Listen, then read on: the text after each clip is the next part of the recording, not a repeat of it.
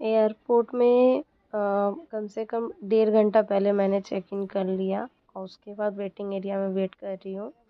और यहाँ पे मैं मतलब थोड़ा बहुत सोची कि अपना थोड़ा सूट वगैरह कर लूँ।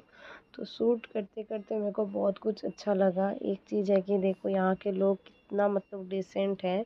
सब अपने अपने हिसाब से अपने टाइप से जा रहे आ रहे।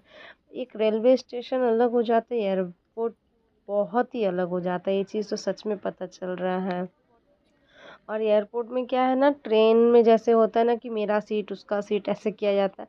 एयरपोर्ट में ये सब चीज़ का सिस्टम नहीं है। मतलब टिकट और आधार ये दोनों का मतलब यही होता है कि आपका टिकट है तो आप ही जाओगे। ट्रेन में ये सब चीज़ नहीं है। ट्रेन में किसी के भी टिकट पे कोई भी चले जाते हैं, बट यहाँ नहीं। अभी अनाउंसमेंट होगा, हम लोग यहाँ से जाएंगे एयर इंडिया का flight. Seated in Zone A to B to board. All other customers are kindly requested to remain seated for the moment. Please have your own boarding